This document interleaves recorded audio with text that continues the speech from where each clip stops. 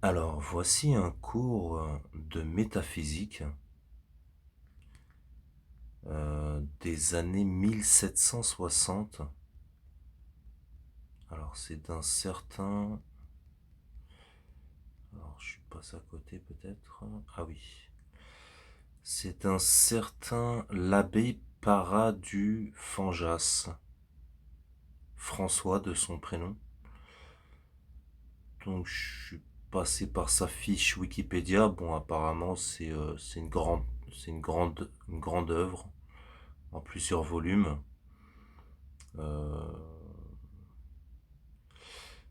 Euh, déjà, donc, cours complet de métaphysique sacrée et profane.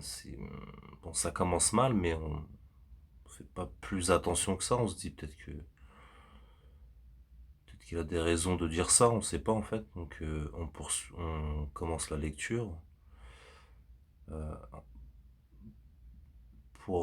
à vrai dire, j'ai trouvé mieux, hein. J'ai trouvé mieux, je présenterai peut-être. J'ai trouvé mieux, on va dire, du niveau d'un métaphysicien comme René Guénon. Je parle de livres écrits en vieux François, en vieux français, comme vous pouvez le voir. Donc un ouvrage de 1760. Donc on est sous Louis XVI, il me semble. Alors, préface. Dans un siècle où une fausse philosophie en fait, on va voir que il, il, euh, en fait, il a peu de maîtrise, quoi, parce qu'il mélange des termes, en fait. Vous allez voir, en fait. C'est assez étrange, quoi. Il est pas clair, quoi, tout de suite, quoi. Bref, vous allez voir.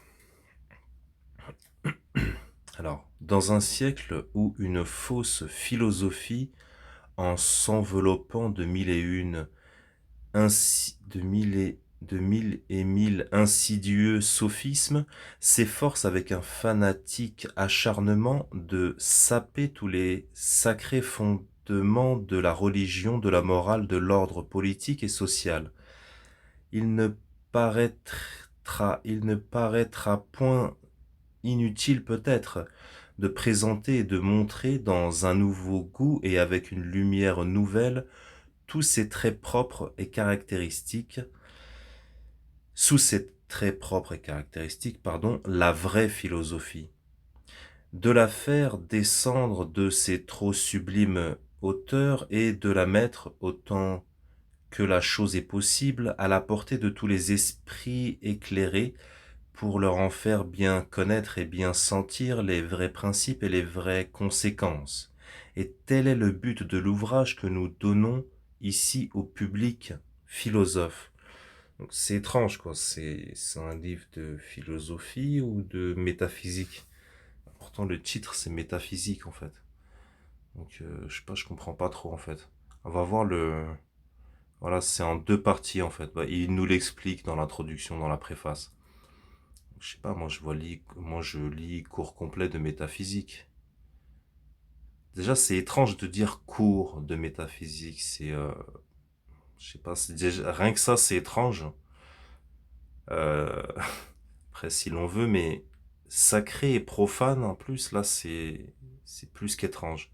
Donc, théorie des êtres insensibles ou cours complet de métaphysique, sacré et profane. Et comme il nous l'explique après, en fait, la deuxième partie de son cours, c'est sur les êtres sensibles. Et donc là, c'est un cours de physique. On va poursuivre. Alors, le plus intéressant, je dirais, c'est l'époque où cet ouvrage a été écrit et publié. J'y reviendrai après. Il est certain que la philosophie telle qu'on l'enseigne ou qu'on doit l'enseigner aujourd'hui a besoin d'un cours simple et lumineux de métaphysique, et qu'un tel cours de métaphysique manque encore à la philosophie. Et on voit que bah, il sait pas c'est quoi la métaphysique ni même la philosophie, j'ai l'impression. Vous allez voir, il a pas un grand niveau. En fait, c'est quoi, si, pour dire comme ça, c'est cours de métaphysique, la métaphysique pour les nuls, vous voyez?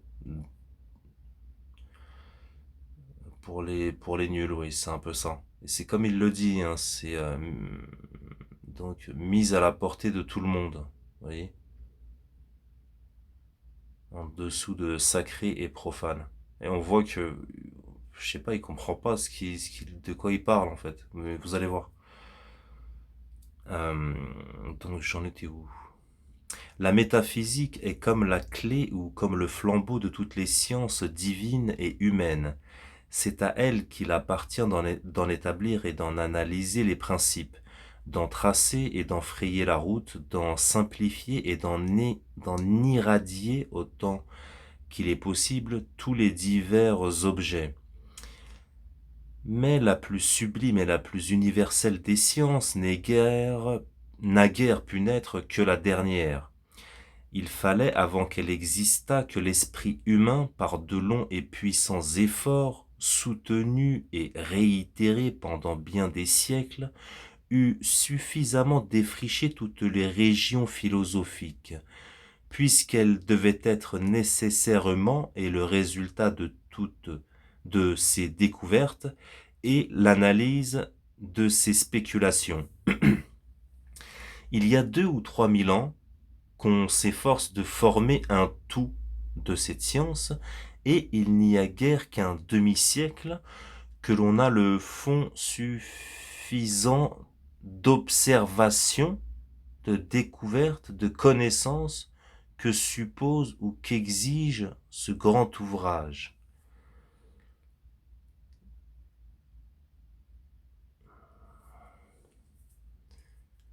La philosophie est l'amour de la sagesse, l'étude de la nature, la recherche du vrai et de l'honnête, dans leurs principes et dans leurs conséquences, telle est la nature. Toutes les connaissances accessibles aux lumières de l'esprit humain, tel est son empire. Dans toutes les connaissances accessibles aux lumières de l'esprit humain, établir des principes fixes et inébranlables. Descendre de ces principes à leurs conséquences plus ou moins éloignées, ou remonter des conséquences plus ou moins éloignées à leurs principes. Telle est la marche.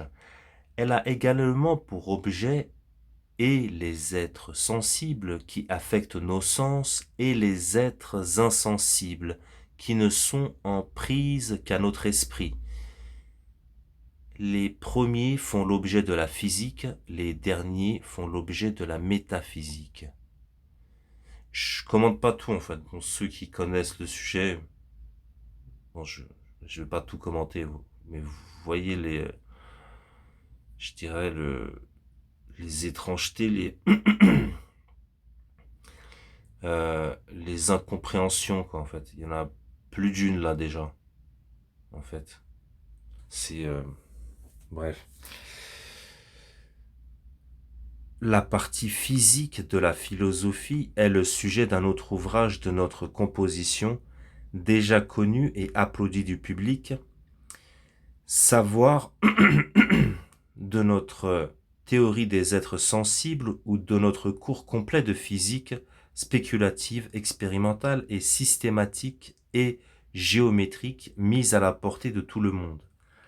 Il ne s'agit donc, dans l'ouvrage dont nous donnons ici une idée préliminaire, que de la partie métaphysique de la philosophie. Je sais pas si j'ai besoin de commenter ou pas. Vous comprenez ou pas? Vous voyez, je vais pas tout commenter, mais vous voyez depuis tout à l'heure, quoi. En fait, c'est la métaphysique, c'est une partie de la philosophie, quoi, en fait. Et en fait, l'homme, il a commencé à penser quand il s'est mis à philosopher, quoi, en fait. Avant, il ne pensait pas. Bref, vous voyez, j'ai pas besoin de commenter. Je pense que ceux qui connaissent le sujet comprennent de quoi, comprennent que des énormités, quoi, en fait, de ce cours de métaphysique du XVIIIe siècle, qui s'occupe de l'étude des êtres insensibles. Une idée générale de l'origine des progrès, de la décadence et de la renaissance de la philosophie paraîtrait-elle inutile ou déplacée à la tête d'un ouvrage philosophique où doivent successivement se montrer et se développer toutes les branches de cette science? Non, sans doute, puisque l'histoire de la philosophie est une branche de la philosophie même et peut contribuer à en inspirer le goût. Dans les siècles de la brillante Antiquité, la philosophie fit l'admiration des peuples et les délices des sages. La richesse et la noblesse de son objet, l'aménité et l'utilité de ses connaissances, en lui assurant l'universalité des suffrages, lui firent des disciples de tout ce qu'il y eut de génie à lumière supérieure, à talent éminent, ou n'osait alors aspirer au titre de grand homme en aucun genre sans le titre et le mérite de philosophe.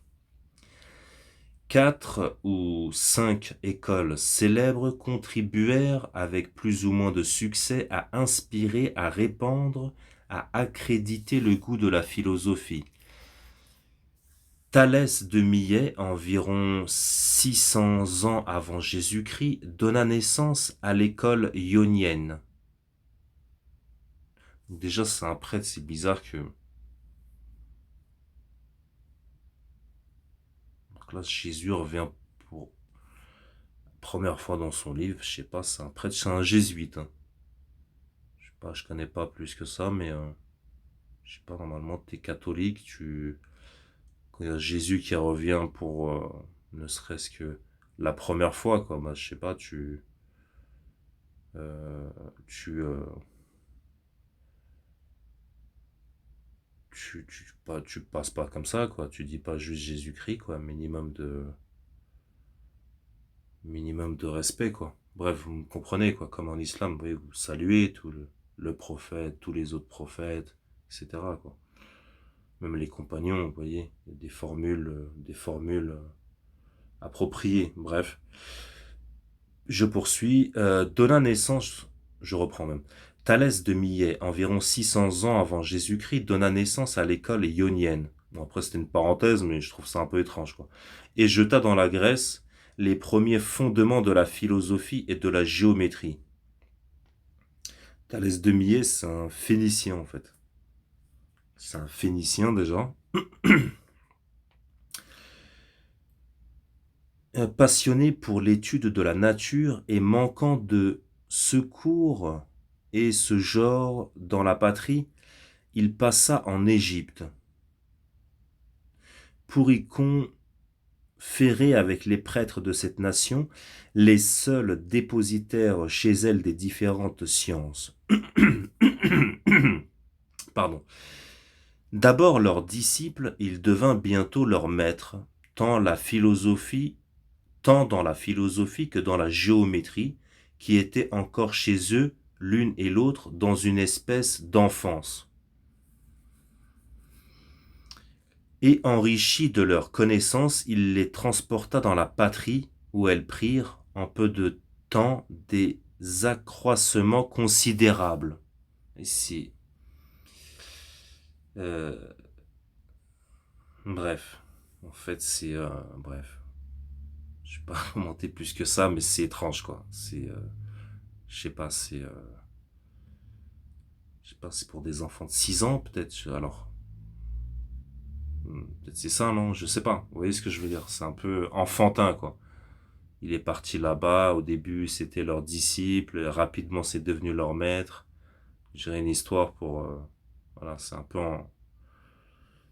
Je sais pas, bref. Je pense que... Vous voyez, quoi, c'est bizarre, quoi, c'est écrit bizarrement. Avant Thalès, il n'y avait eu dans la Grèce, mais il n'est pas de Grèce. Il n'est pas de Grèce. C'est un Phénicien, c'est l'Asie mineure, c'est l'Anatolie, c'est la Turquie. Et petite parenthèse, je veux pas faire l'ethnocentrisme, je m'en fous, je sais pas...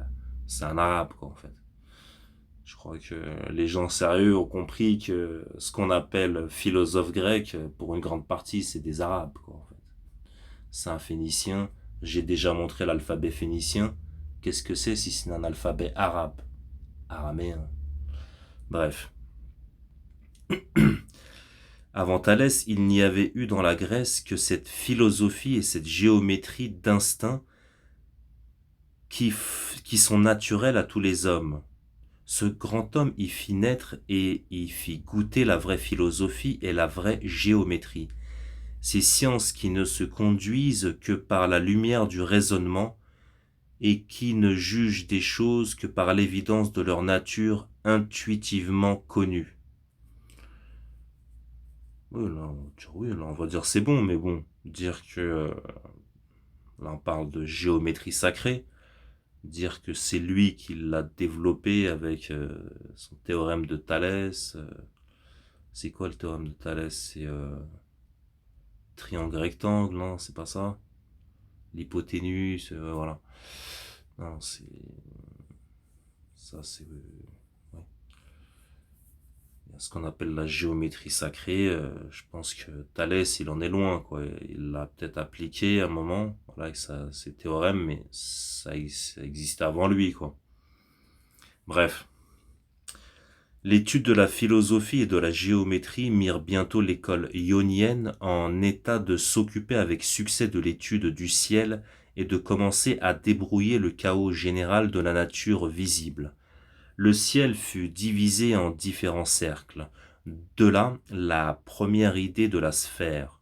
Le calendrier grec, qui était dans le plus grand désordre, fut rectifié et perfectionné. De là des mesures plus exactes et plus précises du temps. L'usage de la petite ourse dans les voyages maritimes fut enseigné et expliqué. De là une navigation plus sûre et plus savante. L'école ionienne, après Thalès, eut successivement pour chef Anaximandre, Anaximène et le célèbre Anaxagore, qui eut, ainsi que Pythagore, d'assez belles idées de la divinité. Peu après l'établissement de l'école ionienne dans la Grèce, fut fondée, dans la partie méridionale de l'Italie, l'école pythagoricienne qui prit le nom d'école italique. Pythagore, natif de Samos, l'un des premiers disciples de Thalès de Milet, après avoir pris quelques leçons de ce grand maître, se détermina à voyager en Égypte, en Chaldée et jusque dans l'Inde, pour s'enrichir des lumières de tout ce qu'il y avait de plus éclairé. Personnage dans ces différentes contrées. De retour dans la patrie, il la trouva en proie à la tyrannie et, désespérant de lui être utile, il prit le parti de s'en exiler, et il porta ses lumières et ses vertus dans cette partie de l'Italie que l'on nommait la Grande Grèce, où la réputation de la haute sagesse le rendit le législateur et souvent l'arbitre et le pacificateur d'une foule de petites nations. En découvrant la célèbre propriété du triangle rectangle, ah non, c'est Pythagore alors, triangle rectangle. Ben non, c'est Thalès, triangle rectangle. Bref. Pythagore recula immensément les bornes de la géométrie élémentaire et donna naissance à la trigonométrie rectiligne. Il ébaucha aussi la théorie des isopérimètres, en démontrant que toutes les figures de même contour, le cercle parmi les figures planes et la sphère parmi les solides, est la plus grande. En même temps, qu'il étendait et qu'il perfectionnait la géométrie, il créait et la science des nombres et la science des sons. L'arithmétique par laquelle il épargnait bien des peines et la musique par laquelle il préparait bien des plaisirs à l'esprit humain. Mais le plus brillant côté du génie de Pythagore, c'est peut-être celui qui nous présente ses idées astronomiques. Le soleil immobile placé au milieu du monde planétaire, le globe que nous habitons, mis au rang des planètes ou des astres errants, les comètes, reconnus pour des astres opaques, aussi anciens que le monde et qui sont leurs révolutions périodiques autour du Soleil. La vraie cause des éclipses a signé et déterminé la rondeur de la Terre et l'existence des antipodes, établie et démontrée. L'étoile du soir et l'étoile du matin, reconnues pour une même et unique planète, qui tantôt précède et tantôt suit le Soleil. Quelle idée pour le siècle de Pythagore. De l'école pythagoricienne sortir une foule de philosophes célèbres tels qu'Empédocle, Philolaüs, Archytas, Timée de Locrès, Démocrite d'Abdère. Environ 2 siècles après la fondation des écoles de Thalès et de Pythagore, naquit dans Athènes avec le plus grand éclat l'école platonicienne. Disciple de Socrate dans la morale, des prêtres égyptiens dans la connaissance de l'histoire et de la législation, des plus célèbres pythagoriciens dans les sciences physico-mathématiques, grand littérateur, grand philosophe, grand géomètre, Platon attira d'abord sur l'académie, où il établit son école, les regards de tout le monde savant. Par l'invention de l'analyse et par la découverte des sections coniques, il ouvrit un nouveau champ et il fit prendre une face nouvelle aux mathématiques. Il jeta les fondements et il prépara les brillants succès de la géométrie transcendante. Par les belles idées qu'il eut de Dieu, de l'âme humaine, de la vertu, il mérita d'être regardé comme le premier théologien de la religion naturelle.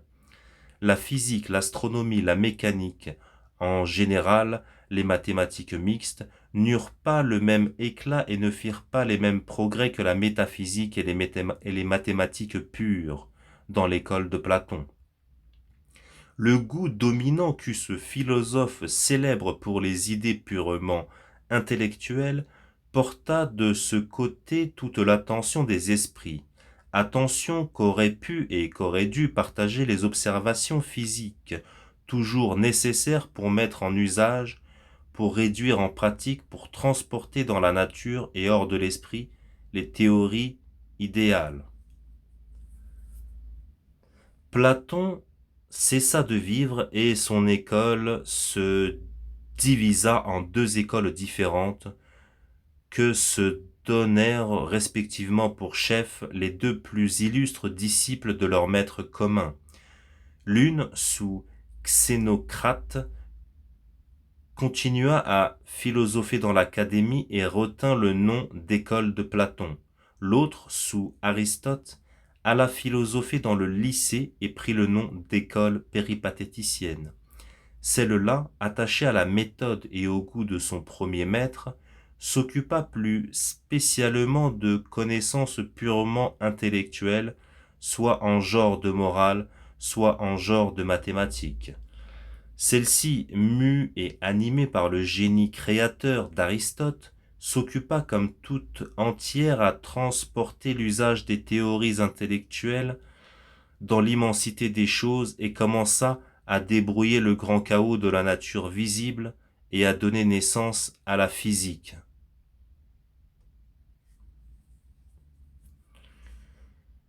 Ceux qui sont passés comme ça déjà par la physique de Aristote, en fait, c'est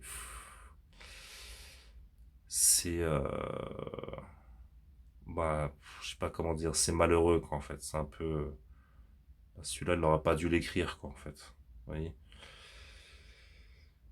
Mais ça n'enlève rien à sa métaphysique en fait, mais rien du tout. Mais oui, il parle comme si déjà, il parle déjà comme un scientiste là. Je parle de cet auteur là, de ce professeur du XVIIIe siècle. Il parle de données d'expérience, de données d'observation. Vous voyez, il parle déjà comme un scientiste quoi. C'est assez étrange. Bref. L'école, je dis ça parce que je sais pas si vous avez remarqué, c'est revenu tout au long là, de sa préface. L'école péripatéticienne fut donc primitivement un démembrement de celle de Platon. Elle eut pour fondateur et pour premier chef ce vaste et puissant génie qui, le premier, embrassant à la fois tous les genres possibles de connaissances, créa les lois de la dialectique dans la logique, fixa les règles du goût dans les traités de l'éloquence et de la poésie, analysa les principes de la morale dans son éthique et fournit à ses observations et à ses spéculations, avec tout le succès qu'on pouvait attendre des premières tentatives et des premiers efforts de l'esprit humain, la mécanique, l'optique, le ciel, la terre, le règne animal, toute la nature visible. Et en fait, il valide ce que les philosophes enseignent aux élèves aujourd'hui, en fait. En fait, c'est le début de la pensée, quoi, en fait. Les Grecs, et la civilisation grecque, c'est quand l'homme, il a commencé à penser, en fait. Auparavant, il ne pensait pas. Vous voyez, c'est fou, quoi. Mais oui, après là, en l'occurrence, oui, bah, bien sûr, Aristote. Bah oui, la dialectique, la logique, le bon goût, son œuvre bah, de la poétique, ses traités d'éloquence, voilà, l'éthique, etc. Oui, là, bien sûr, là, c'est des grandes œuvres. Mais la physique, voilà, quoi, il va, comment dire, j'exagère un peu, quoi, un éclair, c'est que, en fait, Dieu, il s'est énervé, quoi, en fait. Et c'est dans ce genre-là, quoi, on va dire, ça valide, en fait, bah, ce que disent exactement les modernes, hein, donc un prof d'histoire, un prof de philosophie également, on va dire ça. Bah oui, en fait, les hommes, ils ont inventé la religion parce que ils ne connaissaient pas les lois de la nature, ne connaissaient pas la physique, et donc oui, donc quand ils voyaient un éclair, un tremblement de terre, voilà, c'est Dieu qui s'énerve, quoi, en fait. Voilà, bref, vous m'avez compris, je pense. Il valide ça, quoi, un peu, Aristote, quoi. Je sais pas si vous êtes déjà passé sur certains passages de la physique d'Aristote. Un petit peu, quand même, un petit peu. J'ai exagéré peut-être là, mais ça fait un peu ça, quand même. Donc ça, c'est le livre qu'il n'aurait pas dû écrire, quoi, en fait. Bref. En créant la physique, Aristote ne pouvait manquer, sans doute, d'y répandre et des ténèbres et des erreurs. Sa gloire, son mérite, c'est d'avoir commencé à y découvrir de grandes vérités, à y répandre de vraies lumières, à en montrer et à en frayer la route. Bon, il a déjà, cet auteur, je parle, hein, ce professeur, il a déjà l'esprit scientiste, mais oui, il n'a pas encore connu les progrès de la science physique, donc il prend pour acquis ce que dit Aristote dans son livre sur la physique. L'autorité de ce philosophe était d'un si grand poids pour les disciples que chez eux toute dispute finissait quand il avait parlé et décidé. Ces décisions leur tenaient lieu de raison, ou plus vraisemblablement, ils se rendaient aux raisons dont il accompagnait et dont il appuyait ses décisions. De là leur cri de guerre, Tephe, Tephe Dixit. Loin de finir avec lui, cette autorité dogmatique sembla s'accroître et se fortifier après sa mort, et elle fut portée jusqu'au plus extravagant fanatisme dans les siècles de barbarie, où pour décider si une chose était vraie ou fausse, ces aveugles sectateurs se bornaient à consulter et à commenter ses ouvrages, regardant comme tout autant d'oracles infaillibles tout ce qui avait été par lui pensé en quelque genre que ce fût, comme si la philosophie et la vérité eussent été fondées sur l'autorité d'Aristote et non sur l'autorité de l'expérience et de la raison. De l'expérience, vous voyez, la raison, ok, oui, la raison, mais de l'expérience, quoi, c'est déjà un scientiste, quoi, en fait. Vous voyez ce que je veux dire? C'est, après, s'il veut, en fait, j'ai envie de dire. Mais là, c'est un livre de métaphysique, en fait. Vous voyez ce que je veux dire? C'est un peu l'expérience, et voilà, c'est un terme qui renvoie plus à la science qu'à la métaphysique, en fait. Vous me suivez? Ça renvoie à la méthode scientifique, vous voyez? l'expérience, c'est-à-dire quand on élabore une théorie, on pose des hypothèses, on élabore la théorie et ensuite on la confronte au réel on fait l'expérience, quoi. La méthode scientifique. Regardez, je vais passer rapidement. Alors, chapitre premier, les choses vues dans nous. Hypothèse. Hypothèse, oui, hypothèse, là c'est un cours, oui, il appelle ça cours, lui, c'est de la métaphysique. Il parle d'hypothèse. Ouais, l'esprit scientiste, quoi, c'est fou, quoi. Hypothèse que l'auteur de la nature, dont rien ne lie et ne limite la puissance, forme actuellement et tout à coup une machine précisément organisée, comme l'est le corps humain à l'âge de 20 ans, qu'il unifie à cette machine ainsi organisée une substance intelligente et sensible, capable de pensée et de sentiments, mais encore totalement privée de sentiments et de pensée, qu'il décerne que ces deux substances différentes, par leur union et par leur mutuelle dépendance, formeront un même tout, un tout unique, destiné à avoir les mêmes perceptions d'intelligence et de sentiments que nous avons naturellement nous-mêmes dans l'état présent des choses, avec cette seule différence que dans le composé insolite que nous supposons avoir été ainsi subitement formé. Le jeu des divers organes n'aura lieu qu'à mesure qu'il nous plaira de les mettre en jeu et en action l'un après l'autre. Dans cette hypothèse, nous aurons l'homme nouveau du célèbre conte de Buffon, ou la statue animée de l'ingénieux abbé de Condillac, et c'est dans cet homme nouveau ou dans cette statue animée que nous allons chercher à voir naître nos premières notions des choses. Dans la succincte explication que nous allons donner de toute cette philosophique hypothèse, nous supposerons que dans l'homme nouveau, ainsi que dans nous, l'âme n'a point son siège dans tout le corps qu'elle anime, mais simplement dans une petite portion du cerveau, où aboutissent les principaux organes du sentiment, que dans l'âme de l'homme nouveau, ainsi que dans la nôtre, l'existence des sensations et des idées est naturellement attachée à certains frémissements des organes matériels, que dans le corps de l'homme nouveau, ainsi que dans le nôtre, l'existence de ces divers frémissements des organes matériels est naturellement attachée à l'impulsion et à l'action des différentes substances matérielles qui les affectent, que dans l'homme nouveau ainsi que dans nous existe un vrai pouvoir de raisonner, c'est-à-dire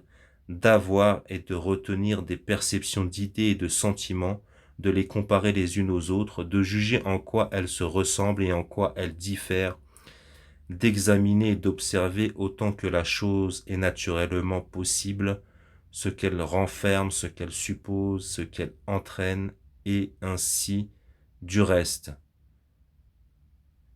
Il est visible qu'une telle supposition n'a rien que l'on puisse contester, puisque dans l'hypothèse présente, l'homme nouveau naît, organisé et constitué comme nous le sommes nous-mêmes à l'âge de 20 ans, avec cette seule différence que l'expérience n'a encore en rien rectifié et perfectionné les facultés naturelles qui existent dans lui, et qu'elle a déjà notablement rectifié et perfectionné à cet âge les facultés naturelles qui existent dans nous. Explication.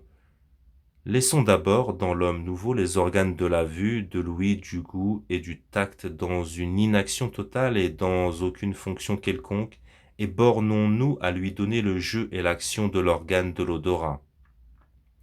Je mets sous le nez de l'homme nouveau une rose récemment cueillie, qui par les corpuscules odorants qu'elle darde persévéramment de son sein, heurte et affecte dans lui le seul organe qui soit en prise à son action.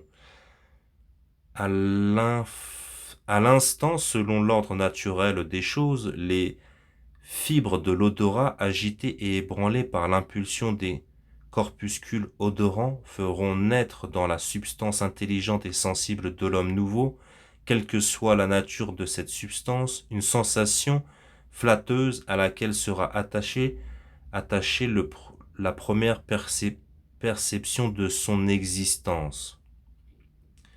Dans ce premier état de sensation, l'homme nouveau se confondra nécessairement avec la sensation intérieure qui l'affecte, puisqu'il n'éprouve et qu'il ne connaît encore que cette sensation.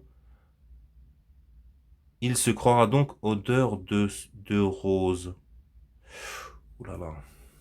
Je vais m'arrêter là. C'est ouais, stimuli. Ouais, stimuli, quoi. Oui, stimuli extérieur. C'est après, ouais, cours de biologie de sixième, quoi.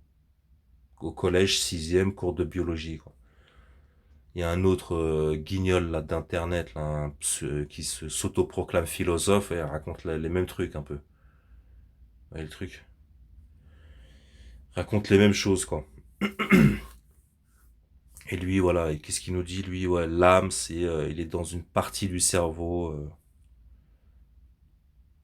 L'âme n'a point son siège dans tout le corps qu'elle anime, mais simplement dans une petite portion du cerveau. Petite portion du cerveau, il met ça en italique. Bref, c'est fou, quoi. C'est un cours de métaphysique, un pseudo-cours de métaphysique, mais en fait, c'est du scientisme, déjà. Là, on est au 18e siècle. Il cite Buffon. Buffon, je crois que c'était un... Comment on dit ça, là, les gens qui étudient les plantes, herboristes, ou... Et c'était aussi un physiocrate, si je me trompe pas. Les premiers économistes. Donc, on est déjà dans la science, qu'on est déjà dans les calculs, etc. Et en fait, voilà, je conclurai là-dessus. Pas étonnant que un siècle plus tard, quand Darwin, parce que ouais, ils ont déjà l'esprit scientiste.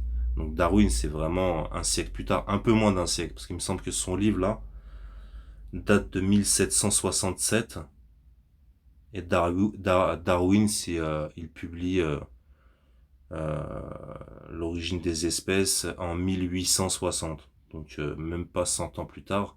Pas étonnant que Darwin s'est autant imposé, on va dire, parce qu'ils ont déjà cet esprit scientiste, donc ils étaient déjà aptes à recevoir, euh, à accepter, voilà, les théories de Darwin, l'évolutionnisme, parce que voilà, lui, il s'est déplacé, il a fait un travail scientifique, vous voyez, il a répertorié les espèces, et ça fait sérieux, quoi, en fait. Vous voyez ce que je veux dire? Ça fait une vraie étude scientifique, Darwin, contrairement à lui, là, qui a l'esprit scientiste malgré tout, en fait, qu'il a, vous voyez. Donc c'est pas étonnant que ça s'est autant imposé dans l'esprit humain, parce qu'ils étaient déjà aptes à recevoir. Mais c'est étonnant que ça, oui, donc là, non, là c'est 1767, hein. C'est très ancien. Et je pensais à quoi aussi? Je sais pas si je vais m'en souvenir. Oui, voilà, et c'est pas étonnant non plus. Oui, déjà oui, donc tous les auteurs, par exemple, l'un des Dostoïevski, l'un de ses sujets majeurs, c'est le nihilisme, quoi, en fait. Ça y est, on voit que oui, les gens sont complètement, je dirais comme ça, déconnectés, en fait. Vous voyez, lui, il appelle ça, lui, il croit que là, il fait de la métaphysique, en fait. Vous voyez ce que je veux dire? Et voilà, donc Dostoïevski, Nietzsche, ouais, on voit, ça y est, c'est le nihilisme, quoi, en fait. C'est l'un des sujets, l'un des thèmes de prédilection de Dostoïevski et de Nietzsche aussi, mais qui condamne, eux, après. Chacun après apporte sa solution, mais qui sont différentes. Euh, mais j'ai envie de dire que heureusement qu'il y a eu un René Guénon, quoi, en fait, ou un Heidegger. Parce que si, suite à ce genre d'œuvre métaphysique pour les nuls, pour les très nuls, euh, et même pire que ça, quoi, c'est à cet auteur-là qu'on devrait donner plutôt un cours de métaphysique. S'il n'y aurait pas eu des penseurs comme René Guénon, Heidegger et d'autres, oula, oula, ça, pour nous, là, ça aurait été compliqué, en fait, parce qu'on est trop loin, en fait. On aurait été trop loin. Vous imaginez, ça a quasiment 3 siècles, ça. Vous voyez les fausses conceptions déjà dans lesquelles ils étaient. Imaginez s'il n'y a pas, si entre-temps il n'y aurait pas eu de penseurs brillants tels que donc René Guénon, Heidegger, etc. Voilà, c'était ça l'idée. Surtout, mais j'ai d'autres de cours de mes cours, cours de philosophie première, d'ontologie, de métaphysique aussi. C'est pas dit cours de métaphysique, c'est des professeurs d'université, hein. Là, c'est plus 18e. C'est plus sérieux. C'est plus sérieux, c'est même sérieux.